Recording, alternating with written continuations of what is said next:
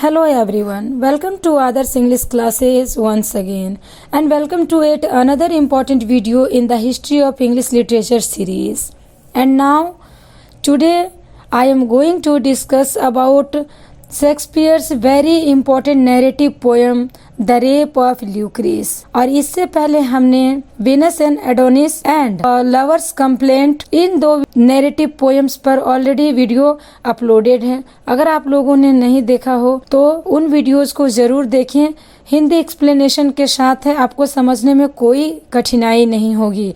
और आप वो वीडियो देखकर शेक्सपियर के 5 वीडियोस के बारे में इजीली बहुत ही अच्छे से एक सीक्वेंस में उनके पोएम्स को समझ सकेंगे। So let's get started. Our today's topic is Shakespeare's famous, important, very important poem, The Rape of Lucrece.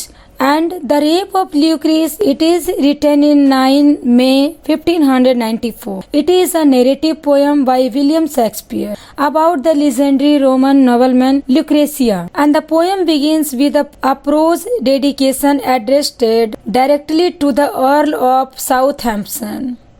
And the poem contains 1855 lines divided into 265 stanzas and if 7 lines each. The meter of each line is iambic pentameter and the rhyme scheme for each stanza is A B A B B C C. A format known as rhyme royal, which has been used by Geoffrey Chaucer and John Milton and John Masefield. And the poem is set just before the establishment of the Roman Republic in 506 BC. The poem's locations are Rome, Ardea. Ardea is a place. The Rape of Lucrece draws on the story described on both Ovid's Fasti and Livy's History of Rome. So the Roman king was Lucius Tarquinius or the Tarquin. So because of his arrogance and his tyranny, Tarquinius is the rapist of the story. At the beginning of the poem, the Roman army is waging war on a tribe known as the Volscians, who had claimed territory south of Rome. So then Sextus Tarquin, son of the king of Rome, raped Lucrece. She is the wife of Colatians, one of the king's aristocratic retainers. As a result, Lucrece committed suicide and her body was paraded in the Roman Forum by the king's nephew. And this incited a full-scale revolt against the Tarquins led by Lucius Junius Brutus, the banishment of the royal family and the founding of the Roman Republic. Guys, आज हम लोग William Shakespeare की एक most important poem the rape of Lucrece के बारे में पढ़ेंगे। और ये पोएम 1594 में लिखी गई थी और इससे पहले विलियम शेक्सपियर ने वीनस एंड एडोनिस लिखा था, वो 1593 में लिखा था। और उसके तुरंत बाद ही उन्होंने द रेप ऑफ ल्यूक्रीस को भी लिखा है। ये विलियम शेक्सपियर की एक सेकेंड नैरेटिव पोएम है। और जैसा कि हम लोगों ने देखा है कि हमारे कम्पिटिटिव एग्जाम्स में इससे बहुत सारे सवाल निकल कर के आते हैं। मैं आपको यहाँ पे बता दूं कि द रेप ऑफ ल्यूक्रीस एक नैरेटिव पोएम है जिनकी टोटल लाइन 1855 लाइन्स है और इसकी टोटल स्टेंजा 265 है, जो कि रॉयल राइम स्कीम में लिखी गई है। 7 लाइन की स्टेंजा होती है, एक स्टेंजा में 7 लाइन्स। और जैसा कि हम जानते हैं कि शेक्सपियर ने अपने पोएम्स को अर्ल ऑफ साउथहैम्पटन को डेडिकेट किया था। ये पोएम भी उन्होंने अर्ल ऑफ साउथहैम्पटन को ही डेडिकेट किया है। ये पोएम आयम्बिक पेंटामीटर में लिखी गई है और इसकी राइम स्कीम है ABABBCC। और ये वीनस एंड एडोनिस की तरह एक नैरेटिव पोएम है। नैरेटिव पोएम इसलिए क्योंकि इसमें 1855 लाइनें हैं ना, ये बहुत लंबी पोएम है। और इसकी जो हीरोइन होती है लुक्रेशिया, तो वो रोमन की एक नोबल वुमन होती है, उसी पर ये पोएम लिखी गई है। ये पोएम लुक्रेशिया के ऊपर लिखी गई है। इस पोएम की सेटिंग रोम के आर्डिया में हुई थी। और अगर हम बात करें इसके कैरेक्टर्स के बारे में, तो इस पोएम के जो मेन कैरेक्टर्स हैं सबसे मेन कैरेक्टर है ल्यूक्रिस का। सी इज एन ऑनरेबल वीमेन, ये एक सम्मानजनक महिला है। इसमें अगला कैरेक्टर कोलाटाइन का है, जो कि ल्यूक्रिस के हस्बैंड होते हैं और वो एक सोल्जर होते हैं रोमन आर्मी में। तीसरा इम्पोर्टेंट कैरेक्टर है टार्क्विन्स का। टार्क्विन्स जो कि किंग के बेटे होते हैं और साथ ही साथ एक रोमन सोल्जर भी होते हैं, और यही आगे चलकर हु रेप्स ल्यूक्रिस, और यही आगे चलकर लेडी ल्यूक्रिस का रेप करते हैं। अगला कैरेक्टर है लुक्रेटियस का, जो कि ल्यूक्रिस के पिता हैं, उनके फादर हैं। नेक्स्ट कैरेक्टर होते हैं जूनियस ब्रूटस का, जो कि कोलाटाइन के फ्रेंड होते हैं और कोलाटाइन के साथ साथ वो लुक्रेटियस के भी फ्रेंड होते हैं। And the another character of Lucius Tarquinius the proud, ये king of the Rome and Tarquin's father. ये जो लूसियस टार्क्विन्स हैं, ये किंग ऑफ द रोम हैं और साथ ही साथ टार्क्विन्स के पिता भी हैं। और अब हम बात करते हैं इस पोयम की। इस पोयम की राइम स्कीम को रॉयल राइम के नाम से जाना जाता है। ये वही रॉयल राइम है जिसका प्रयोग जियोफ्री चौसर, जॉन मिल्टन तथा मैसफील्ड ने भी किया है। और ये जो पोयम है ये आर्डिया में 509 BC में इसकी सेटिंग रखी गई थी और ये वहीं पर सेटिंग की गई है। और अब बात करते हैं इस पोयम की स्टोरी का। तो आर्डिया कस्बे में दो प्रमुख रोमन आर्मी सोल्जर्स के जो जनरल होते हैं टार्क्विन तथा कोलाटाइन, ये दोनों आपस में बातें कर रहे होते हैं। तो टार्क्विन जो कि रोम के राजा का बेटा है और कोलाटाइन बातों ही बातों में उससे अपनी पत्नी की बात कर बैठता है। और अपनी पत्नी की जब वो बात करता है ल्यूक्रिस की, तो उन्होंने बातों ही बातों में उसकी सुंदरता का बखान कर देता है कि मेरी वाइफ बहुत सुंदर है, काफी पवित्र है, बहुत ही ट्रस्टफुल लेडी हैं। अब टार्क्विन्स ल्यूक्रिस की सुंदरता का वर्णन सुनकर उससे मिलने के लिए एकदम से एक्साइटेड हो जाता है तथा वो अगली ही सुबह क्या करता है, अपने कुछ आर्मी सोल्जर को कैंप से लेकर के और वो कैंप छोड़ करके कोलाटाइन के घर की तरफ निकल पड़ता है। और जब वो कोलाटाइन के घर पहुंचता है तो ल्यूक्रिस उनका स्वागत करती है। जाहिर सी बात है ना कि आर्मी से अगर कोई आता है, उनके हस्बैंड आर्मी में हैं, और अगर आर्मी से कोई आता है तो उनके हस्बैंड के उनके हस्बैंड का फ्रेंड कंसीडर कर रहा है, इसीलिए ल्यूक्रिस उसका अच्छे से वेलकम करती है। और जब टार्क्विन्स घर के अंदर जाता है और डिनर के टेबल पे बैठता है तो वो बहुत मीठी मीठी बातें करता है, मतलब वो उसको रिझाने की कोशिश करता है और शुरुआत करता है कोलाटाइन की बहादुरी की गाथा सुनाता है उसको। वो बोलता है कि बैटल फील्ड में कोलाटाइन बहुत अच्छा करता है, बहुत अच्छे से बैटल को हैंडल करता है, और उनके हस्बैंड का एकदम से पराक्रम उनको बताता है कि भाई आपके हस्बैंड हैं, बड़ा पराक्रमी हैं, बहुत ही वीर हैं। इस प्रकार वो उसे कहानियां सुना कर उनका एंटरटेनमेंट करता है। वो उनके हस्बैंड के बारे में उनकी ब्रेवरी को वहाँ पे रिप्रेजेंट कर रहा है। और दूसरी तरफ उसको मन ही मन उसकी सुंदरता को देख करके, ल्यूक्रिस की सुंदरता को देख करके वो एकदम से मंत्रमुग्ध भी हो जाता है। वो मन ही मन एक तरफ से कह सकते हैं कि ल्यूक्रिस को चाहने भी लगता है वो।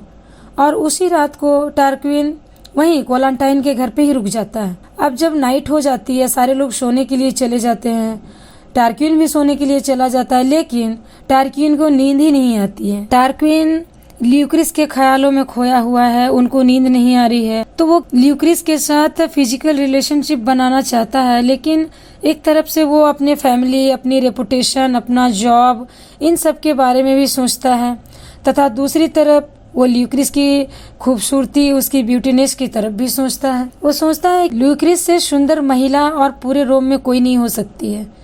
एक बार तो वो सोचता है कि वो उससे शादी कर लेगा, लेकिन फिर वो सोचता है कि मैडम ल्यूक्रिस तो पहले से ही मैरिड हैं, तो उनकी समझ में नहीं आता है कि वो क्या करे। अल्टीमेटली होता क्या है कि लास्ट में टार्क्विन्स पर जैसे जुनून सवार होता है, एकदम से वो बहुत ही एक्साइटेड हो जाता है और वो उठ करके ल्यूक्रिस के कमरे की तरफ जाता है जहाँ ल्यूक्रिस सो रही होती है। तो वो ल्यूक्रिस के करीब जा करके उनके बॉडी को ऐसे टच करता है, और जैसे ही बॉडी को वो टच करता है, मैडम ल्यूक्रिस उठ जाती हैं और अपने सामने टार्क्विन्स को पा करके अपने बेडरूम में अपने हस्बैंड के बजाय वो टार्क्विन्स को पाती है, तो वो एकदम से सडनली डर जाती हैं। क्योंकि हमने पहले ही बताया है कि ल्यूक्रिस एक बहुत ही ऑनरेबल लेडी हैं, बहुत ही सम्मानजनक महिला है। I want to say that she is asleep. He reaches there and touches her breast, which wakes her up and she is afraid. इसके बाद टारक्विंस लुक्रिस से कहता है कि वो उसके साथ फिजिकल रिलेशनशिप बनाना चाहता है और वो चुपचाप से उसकी बात मान जाए, नहीं तो वो उसे मार देगा। फिर वो उसको डराने की भी कोशिश करता है, धमकी देता है कि यदि उसने ल्यूक्रिस ने टारक्विंस की बात नहीं मानी तो वो ल्यूक्रिस के किसी नौकर को मार देगा और उसकी डेड बॉडी को ल्यूक्रिस के साथ इस तरह से रख देगा जैसे कि ल्यूक्रिस उसको गले लगा रही है।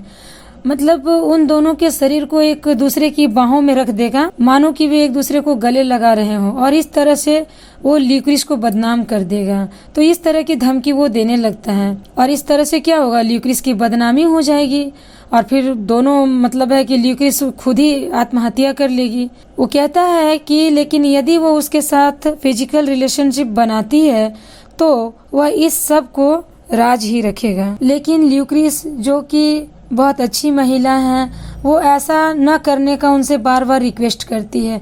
वो उनसे बार बार रिक्वेस्ट करके बोलती है कि यू आर अ सोल्जर, तुम तो एक सैनिक हो, तुम्हारा तो कर्तव्य है, ये फर्ज है कि आप महिलाओं की सम्मान का, उनके इज्जत का रक्षा करना। आप खुद ही किसी की इज्जत लूटना चाहते हैं। वो इस तरह से उनको बहुत रिक्वेस्ट करती है कि प्लीज ऐसा ना करे। लेकिन टारक्विंस पर तो जैसे कि हवस का भूत ही सवार था। वो तो उसकी खूबसूरती पर ऐसा फिदा था कि उसको उस समय और कुछ नहीं दिख रहा था। तो उसने ल्यूक्रिस की एक भी बात नहीं मानी और वो ल्यूक्रिस का रेप कर देता है। और उसका रेप करने के बाद उनको अपनी गलती का अब एहसास होने लगता है और अब टारक्विंस को खुद पर शर्म आने लगती है और इसी तरह से टारक्विंस वहाँ से चला जाता है। ल्यूक्रिस अपने आप को एकदम से लूटी हुई, तबाह महसूस करने लगती है तथा वो बहुत ही अग्रेसिव हो जाती है, गुस्से से सुसाइड करने की कोशिश करने लगती है। परंतु इससे पहले कि वो चाहती है कि सुसाइड करने से पहले हम ये सारा वाकया अपने हस्बैंड को बता देंगे।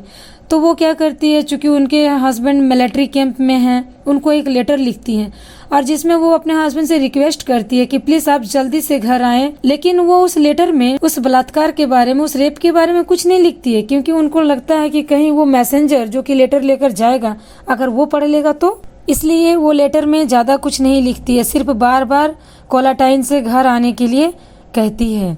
और जब मैसेंजर कोलाटाइन और लुक्रेटियस और लूसियस तथा जूनियस ब्रूटस के साथ, सबके साथ जब वो घर आता है तो अपने पति को वो सारी घटना बता देती है। लेकिन फिर भी वो उस रेपिस्ट का नाम नहीं बताती है। वो सारी घटना बता देती है उन सबको, लेकिन उस रेपिस्ट का नाम नहीं बताती है। बट कोलाटाइन उससे उस आदमी का नाम बताने के लिए बार बार कहता है। फिर वो कोलाटाइन के सभी साथी तथा सैनिक को बुलवाती हैं तथा जो कि मतलब वहाँ पे थे, जो लोग उनके साथ आए थे, उन सभी से वो वादा लेती है कि चाहे कुछ भी हो, जिसने भी ल्यूक्रिस के साथ ये गंदी वाली हरकत की है वो उनसे बदला जरूर लेंगे।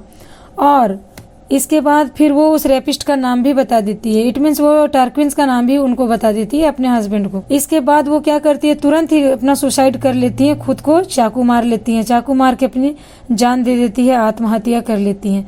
अब उनको मरा हुआ देखकर कोलाटाइन बहुत ही ज्यादा डिप्रेस हो जाते हैं। कोलाटाइन चीखते हैं, चिल्लाते हैं तथा एक तरफ से समझिए कि सदमे में चले जाते हैं तथा ल्यूक्रिस के साथ वो चाहते हैं कि वो भी अपनी जान दे देगा, वो भी सुसाइड कर लेगा। लेकिन उसके साथ जो वहाँ लोग खड़े थे वो लोग उनको ऐसा नहीं करने देते हैं, क्योंकि वो लोग कहते हैं कि तुम्हें खुद नहीं मरना है, तुम्हें उस रेपिस्ट को मारना है। इसके साथ ही कोलाटाइन, लुक्रेटियस, ल्यूसियस, जूनियस ब्रूटस तथा जो सैनिक वहाँ पर खड़े थे वे सभी क्या करते हैं कि ल्यूक्रिस के डेड बॉडी को लेकर के पूरे रोम की गलियों में घूमते हैं और सभी जो सिटीजन्स होते हैं रोम के, उन सब से बोलते हैं कि इंसाफ की मांग करते हैं कि राजा के बेटे ने इनके साथ, किसी भी महिला के साथ ऐसा करना गलत है, तो वो राजा का बेटा है, इसका मतलब ये नहीं कि वो किसी के साथ भी कुछ भी कर देगा। तो वो चाहते हैं कि राजा इस बात का इंसाफ करे और राजा से ज्यादा वो नागरिकों को, इट मीन सिटीजन्स को अपने फेवर में कर लेते हैं कि इस जो घटना जो हुआ है, अशोभनीय घटना जो हुआ है, उसके लिए हम लोगों को राजा से बात करनी होगी। अब जो रोम के नागरिक थे वो इस तरह की घटना को देख करके सुन करके स्थिति को एकदम से अग्रेसिव हो जाते हैं और सभी लोग कोलाटाइन का साथ देने के लिए तैयार हो जाते हैं।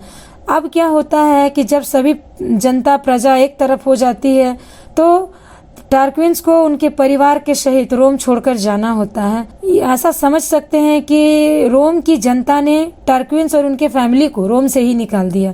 इस घृणित घटना के लिए उन्होंने उनको माफ नहीं किया और उनको रोम से निकाल दिया। वो लोग रोम छोड़कर चले जाते हैं, बैनिश कर दिया जाता है उन लोगों को रोम से। और इस तरह से इस अच्छी सी नैरेटिव पोयम का अंत होता है। तो ये थी हमारी पूरी पोयम द रेप ऑफ ल्यूक्रिस। ये बहुत ही प्यारी सुंदर सी कविता थी और इससे टीजीटी पीजीटी एग्जाम्स में, यूजीसी नेट जेआरएफ में और यूपीपीएससी के एग्जाम्स में लिटरेचर से बहुत सारे सवाल पूछे जाते हैं। द रेप ऑफ ल्यूक्रिस से कैरेक्टर्स के नाम पूछे जाते हैं, वो ईयर पूछा जाता है कि किस ईयर में पब्लिश हुई थी, राइटर्स पूछे जाते हैं। तो ये उन सब के पॉइंट ऑफ व्यू से ये बहुत ही इम्पोर्टेंट और अच्छी पोयम थी, अच्छी कविता थी। और इसी के साथ हमारी आज की ये वीडियो यहीं पे फिनिश होती है। मिलते हैं नेक्स्ट वीडियो में। तब तक के लिए मैं सिर्फ आप लोगों से इतना कहना चाहती हूँ कि अगर आपके मन में इससे बेटर कोई सजेशन हो तो मुझे कमेंट बॉक्स में जरूर लिखें। Thanks for watching.